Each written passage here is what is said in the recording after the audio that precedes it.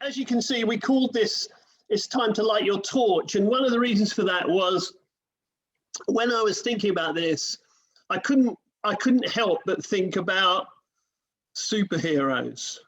I know that when we came on at Christmas, some of you were doing a play with some superheroes, so I kind of figured there's some superhero stuff in your thinking somewhere.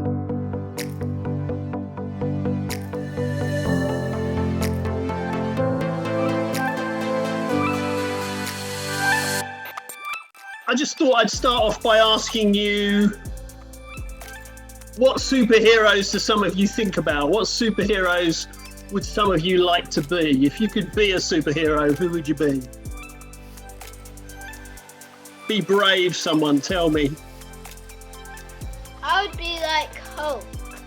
Ah, now why would you want to be Hulk? Because he's like really, really strong. Uh-huh. For those of you that haven't got a clue what Joss and I are talking about, Hulk is extremely big and very green. But yeah, he's definitely strong. Anybody else have a superhero that they'd like to be? I would be Wonder Woman. You'd be Wonder Woman. I like it, Zia. Why would you be Wonder Woman? What's great about Wonder Woman? Because she's a very brave woman. She's very brave. Yeah, that's a good word. I like that. I don't think there's one for me just yet, but if I had a superpower, I would want to have the power to make time stand still. Oh, that's interesting, Rosie. That's great. Yeah, I like that. I like that. Anyone else want to chip in at this point? Yeah, I'd go Superman. Ah, why would you go Superman, Richard? He's also the only one who is his alter ego is a weak man. So the real Superman is Superman in a sense, whereas all of the others become the hero, but Superman is the hero, and he hides as a normal person. Ah, now that's really interesting. That's really interesting. Richard's introduced us to the idea that superheroes have alter egos, and he says that Superman really is Superman, and his alter ego is Clark Kent, who's a bit of a wimp.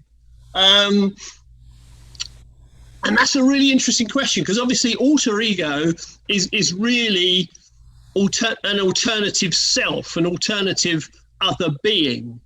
Now the question is the superhero the real person, or are they? Well, it is with Superman. Yeah, it is with Superman. Yeah, I hear you. Spider-Man or Hulk. You know, they were born normal people, and then they became. Got radioactive spider bit him and turned into Spider-Man. Whereas obviously Superman originates from Krypton, and so therefore that is his real self. Yeah, he was born as Christ, if you like. Yeah. So when we think about the coming of the Holy Spirit, the question is, does the Holy Spirit make us an alter ego, or does he make us our real self? That's a question we need to ask as we go along. For me, if I'm thinking about superheroes, and I don't know whether you guys know who this is. Perhaps you can put an emoji up to tell me if you know who this is. But when I was talking to Paul yesterday, my superhero was the Human Torch. When I was little, I always wanted to read about the Human Torch. Joss knows who that is. Who, for the uninitiated here, was a member of a group of people called the Fantastic Four. There were a group of people where there was Human Torch and there was Mr. Fantastic, who had basically very elastic limbs and could make them go very long.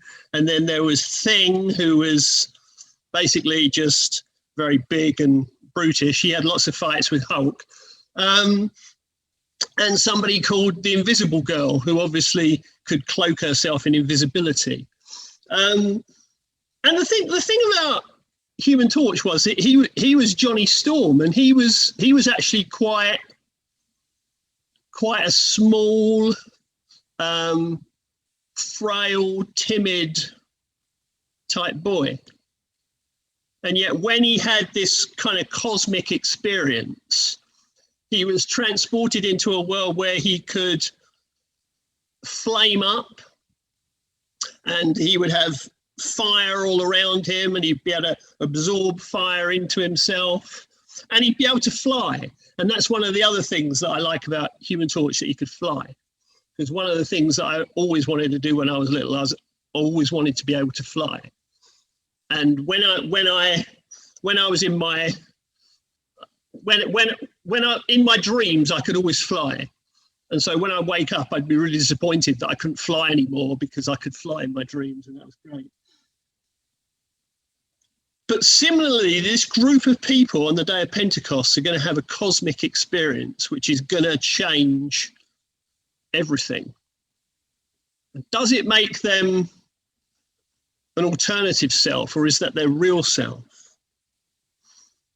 You see, again, we find the disciples where you left them last week, camped in the upper room.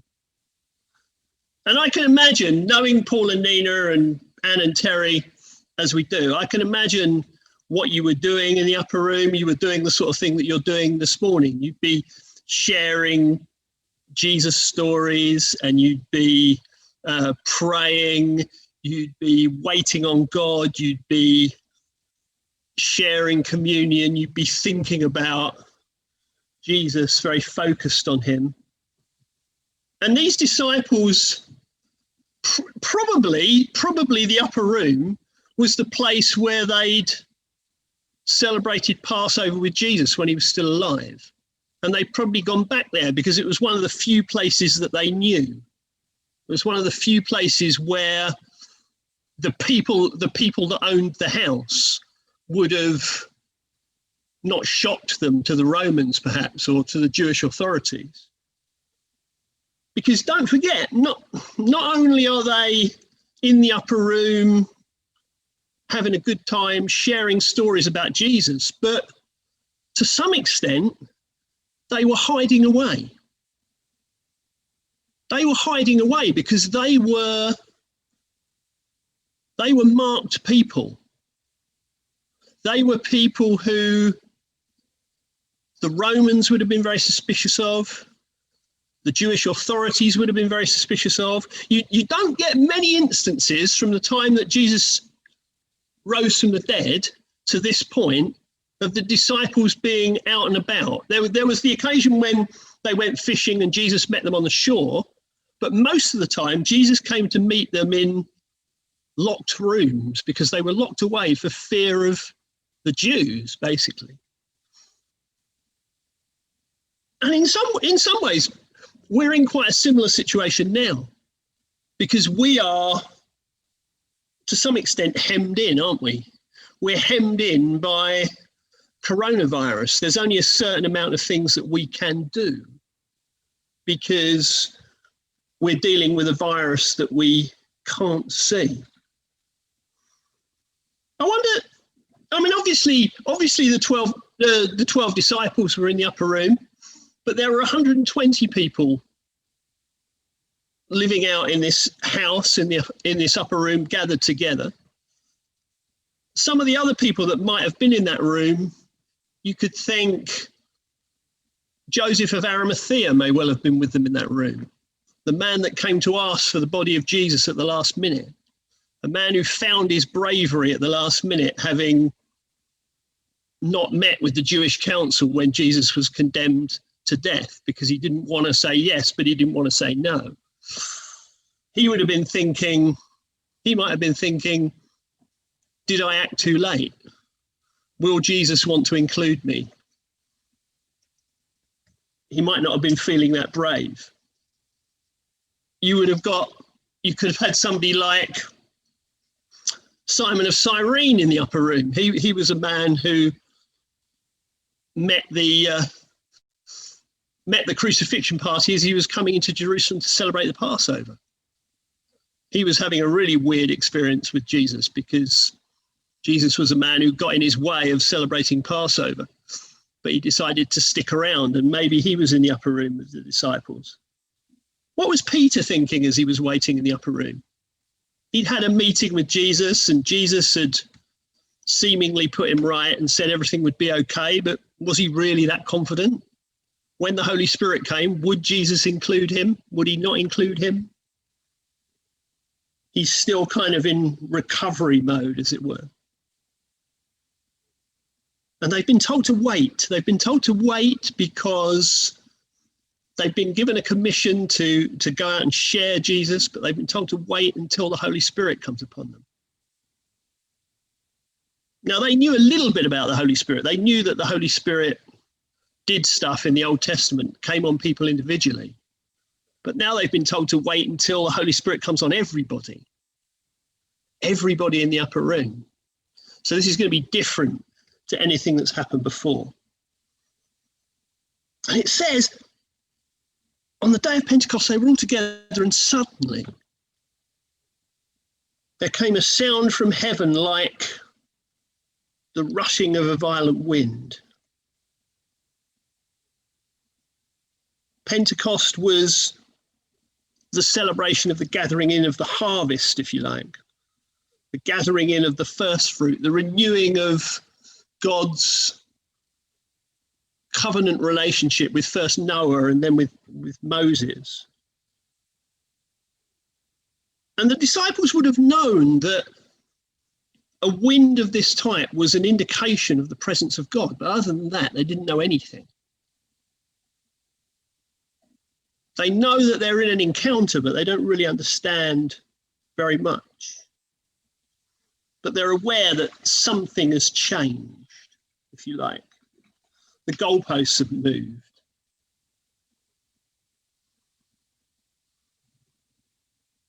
And it says, tongues of fire came to rest on each one of them. If you like, I guess this is their Human Torch experience. This is their time when fire rests upon them. Fire begins to kind of move within them. There begins to be this surge within them, this outward sign coupled with this inward surge, this inward filling. And you notice here it comes on all of them. It comes on all of them. It comes on all 120 of them. Not just the 12, but 120 of them. And the assumption is that nobody is missed out. And that's important because there will be people sitting on this call this morning who will think, well, yeah, it's pretty obvious that the Holy Spirit would come on Jeff because Jeff's always doing his stuff. And it's pretty obvious that the Holy Spirit would come on Paul and Nina because they do stuff. And, Lindy looks like she knows what she's doing. So obviously the Holy Spirit will come on Lindy, right? But he might not bother with me. He just might not bother with me. But that's not what the text says. The text says, tongues of fire came to rest on all of them. And you might say to yourself, well, if Jesus knew me, he wouldn't send tongues of fire on me. Why would he bother? Why would he bother with me? Well, do you know what? That's his business. That's not your business. That's his business. Yeah, that's right. Jeff just said, even if they didn't expect it or ask for it, there would have been some people in that room who would have thought, well, I'm not sure about this Holy Spirit thing. I'm not sure that he's going to come. I'm not sure that he's going to turn up. We've been waiting for ages. Jesus hasn't appeared. What's he going to do, right? But when the Holy Spirit came, he still didn't miss them out. He still included everybody. When we were in our breakout room earlier on, we had about a minute left, and Paul said, somewhat flippantly as Paul does, you got 1 minute to prophesy. And everybody turned around and said, well, go on then, Jeff. Off you go. And of course, Jeff being Jeff, he did. But the point is, that's what we can do with the Holy Spirit sometimes. We can say, well, yeah, the Holy Spirit's here, so I'll wait to hear from Jeff. Right? I'll wait to hear from Jeff. But the point is, maybe the Holy Spirit wants to say something through you, not through Jeff. And you know what? Jeff won't care. He won't care that the Holy Spirit doesn't want to say something through him. He'll just be interested to listen to what the Holy Spirit wants to say through someone else. So don't rule yourself out. Zia, don't rule yourself out. Sophie, don't rule yourself out. Ethan, don't rule yourself out. Joss, don't rule yourself out. Faith, don't rule yourself out. Listen, in the Old Testament, God used a donkey. So I don't think he's got any problem with using any of you. And so you get this dramatic metamorphosis taking place. I don't know whether you've ever noticed this, but the sound of a rushing mighty wind fills the room.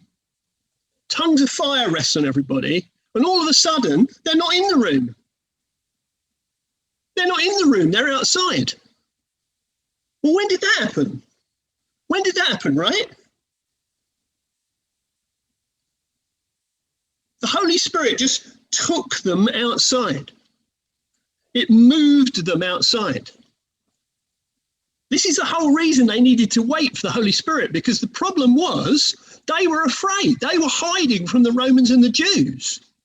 So without the Holy Spirit, it's no good telling them that they've got a commission to reach the world, because they're not going to do it because they're afraid, right?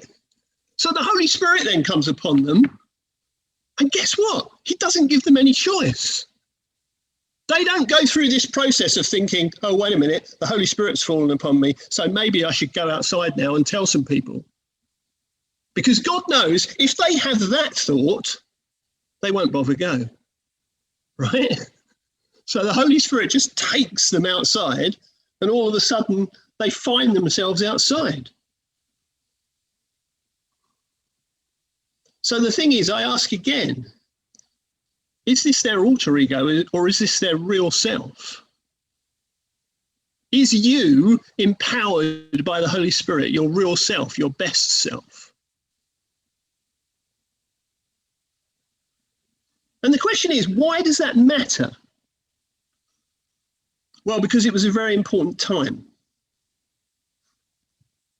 Because the passage tells us that there were dwelling in Jerusalem devout men from every nation under heaven.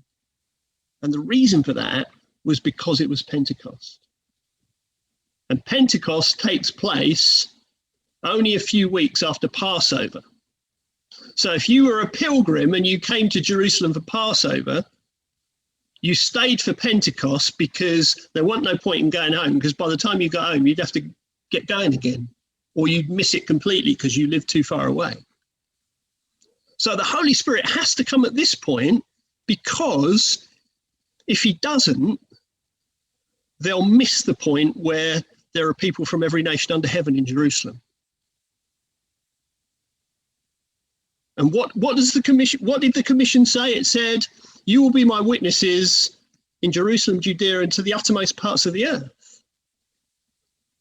And by empowering the disciples at this point, he enables them to encounter people from every place under heaven, so that when some of those people never went home. They stayed in Jerusalem because they were so impacted. But some of them went home to all those places that were beautifully read earlier on by Anna that we can't pronounce. And they took the message with them. And so the message spread out. And if it hadn't been for the Holy Spirit falling at that time, that couldn't happen. So this is all about God's timing as well.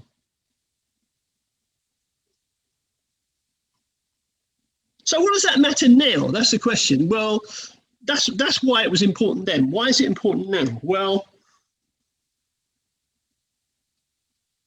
the first thing to say is we're not waiting for the Holy Spirit in the way that they were, because the Holy Spirit has come.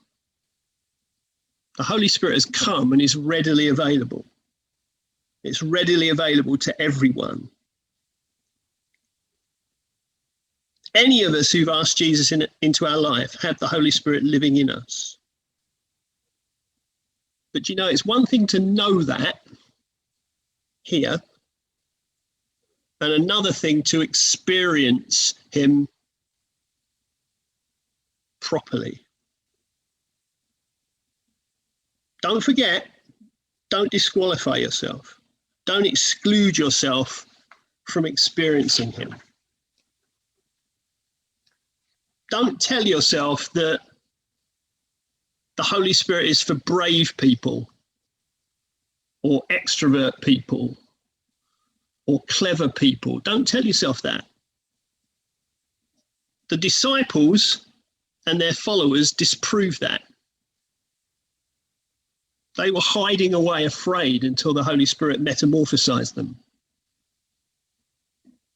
What's more, most of them couldn't read or write. So they weren't clever. So they weren't clever and they weren't brave. But they were included. The other reason why this is important is because of the significance of the time. We're not waiting for the Holy Spirit, but we are somewhat restricted at this point, aren't we? We're confined within our houses. We've been told to stay at home. But we can still actively make the most of this moment. The church worldwide is seeing that because people can only access it online,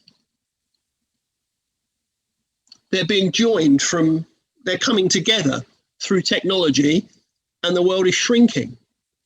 We've got people on this call who are not in the UK, but they're managing to join us. So we've got people from nations all around the world. We know Scotland's on the line. We know South Africa's on the line, right? So we're being drawn together. And the Holy Spirit is falling on this community. It's very clear that the Holy Spirit is falling on this community. And it's a time for you to learn about the Holy Spirit in a safe place. Because when you're with each other, you're in a safe place. Anne and I can tell you that in Anne and Terry and Paul and Nina, you have 4 people, and I'm only mentioning just the 4 of them because I don't know the rest of you that well, right? I don't have any doubts about your gifting, Jeff, at all. I think your gift is sound, man. But in Paul and Nina and Anne and Terry, you have 4 people who understand the Spirit of God. And they will allow you,